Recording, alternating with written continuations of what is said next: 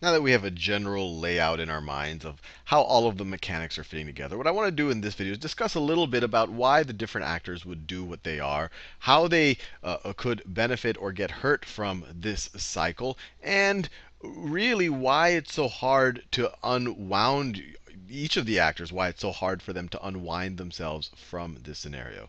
And where I finished off this last video, I talked about more cash being in American pockets because of essentially debt being cheaper, government can spend more money, lower taxes. And I said, that's more money to buy Chinese products, but it's in general more money just for Americans to spend on each other. Just to spend on each other. They might buy each other's houses or buy each other's services. So in a lot of ways, it does stimulate the economy. For any Keynesians out there, the more you spend, that will stimulate the economy. Lower taxes for more conservatives, that also can stimulate the economy. And in general, debt being cheaper, lower interest rates, all of these things stimulate the economy. Now, normally when you're stimulating the economy like this and you have all of these factors, you have the risk of higher inflation. But remember, inflation, or at least price inflation, is just the price of all of your goods. But notice, we're buying more and more cheaper goods, and interest rates are low. So to some degree, this whole cycle also keeps, it looks, I guess you could say, the surface growth that the average American consumer experiences looks very positive, and inflation stays slow. So we could also say money back, money, money to buy each other's services. Each other's services. Now, with that said, let's think about why the different actors want to do this. So let's think about it from the Chinese perspective. Let's think about it from the Chinese perspective. So if you are China, and you're starting off, you are a real communist country, maybe 30 years ago, and then you start to have market-based reforms, and you really want to enter the developing world. But you don't have the industrial base in the late 70s or early 80s to really compete with the Germanys and the Americas and the Japans. And when I say Americas, I mean the United States, on their terms. So one advantage of export-led growth is when you're just beginning to develop. Maybe you have you have a less developed society. You have less of an industrial base. So when you have export-led growth, you actually will encourage investment in factories that can go and produce things for the developed world. So for the developed world. And by keeping your currency low, by artificially keeping your currency low, and let me be clear, a lot of with just standard free trade, labor costs are going to be cheaper in a place like China or India that has a lower standard of living. So there would be, with just straight up free trade with no manipulation of currency, you would have things that would move offshore, manufacturing and services that move offshore. But if you supercharge it, if you make it even cheaper to manufacture, to do business in China, it'll just accelerate the investment in production in China. So this export-led growth, so let me put it this way. Artificially suppressed currency. And this also happened with Japan after World War II. Artificial suppressed currency. And to some degree, we wanted that because we wanted Japan to become intertwined with the United States. We wanted it to be successful. We saw what happened to Germany after World War I, where it was so economically unsuccessful that it was very easy for a character like Hitler to come to power. So we learned our lesson. We said, it's never good for another country to not have an economic recovery. So we actually, to some degree, many people think, encourage it in Japan. But anyway, you artificially suppress a currency. It makes your exports cheaper. And which then encourages more investment in production at home. So then that leads to more production at home, and in this case, when I'm talking about home, I'm talking about China or Japan. And more production at home means more investment at home. More investment. If you're producing more in China, you're going to have to build more factories. More investment at home. And this means literally more jobs and to a large degree capital for the Chinese people. More jobs and capital. More jobs and capital.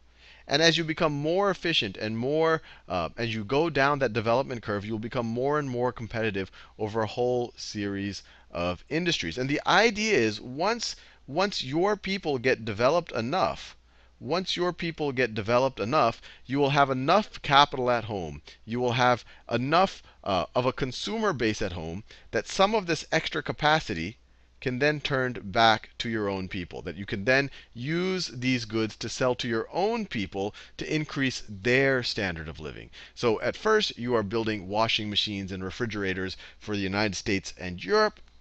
And because you're building those washing machines, those are jobs for Chinese. And eventually, once they have enough money, once there's a critical mass of a middle class Chinese, that same capacity could be used to sell washing machines and refrigerators to the Chinese, and it would raise their standard of living.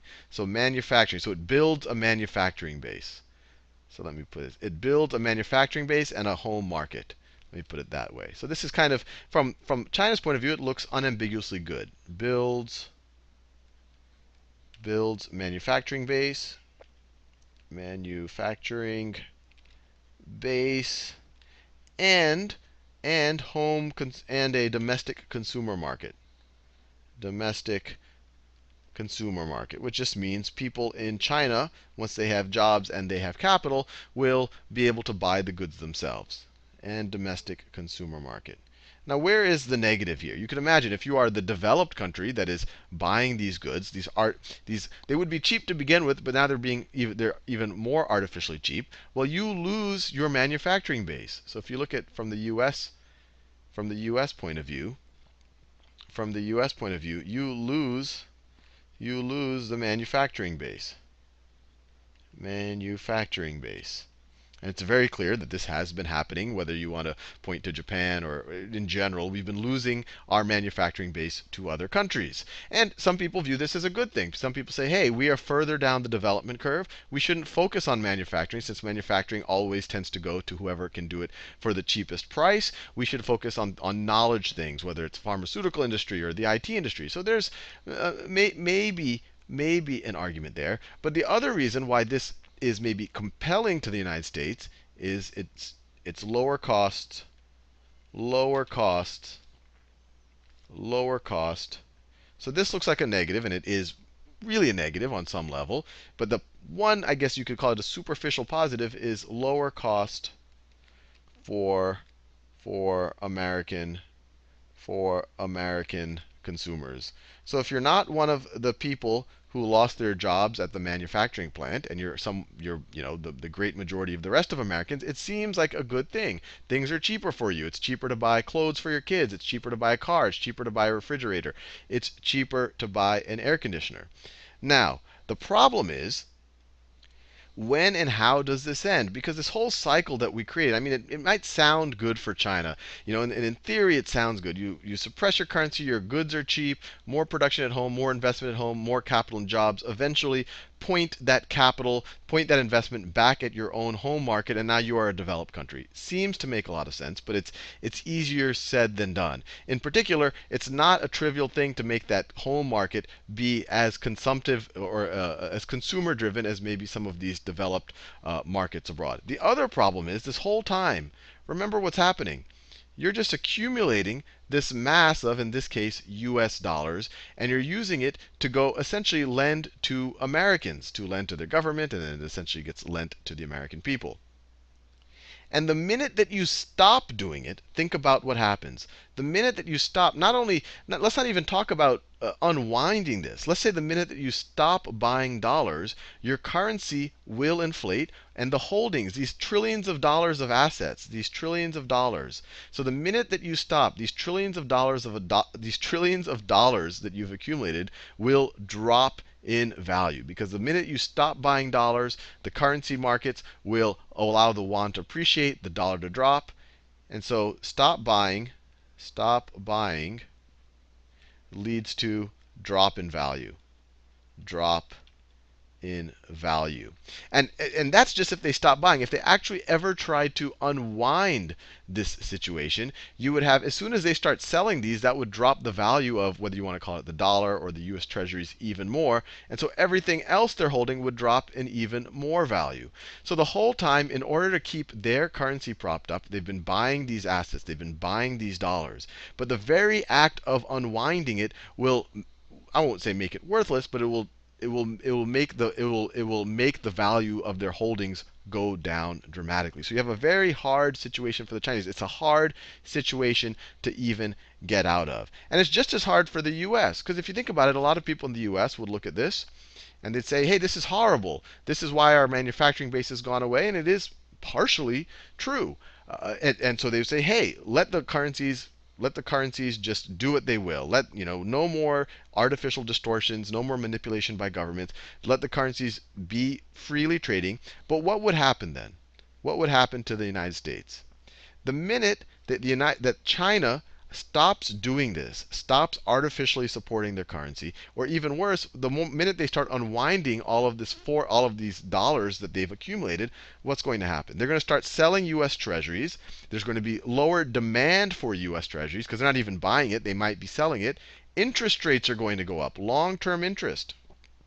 Long-term interest would go up in the United States. Now, when long-term interest rates goes up, that means that borrowing is harder, that people will want more interest to lend you money, that credit card rates will go up, and in general, the entire United States economy will go down. Why are we in this recession right now? Because it is harder to borrow, that we were so dependent on cheap debt, and when that debt got a little less cheap, everything kind of ground to a halt. That would be even worse. That would be even worse if the Chinese stopped buying our debt and allowed interest rates to go up. So we are kind of locked in this very perverse cycle where, although it looks like the Chinese are unambiguously, I guess, benefiting from this, they are accumulating these assets. And the minute that they try to stop accumulating those assets, the value of those assets are going to go down. And even though that the United States looks like it's getting their manufacturing base depleted, and that is true, it is getting its manufacturing base depleted because of this, it is keeping interest rates low. And if you're a politician, you like that. It makes the overall environment look superficially positive. I'll leave you there and let you think about this whole situation for a little bit. In the next video, I'll try to do a little bit of analogy to think about where all of this might go.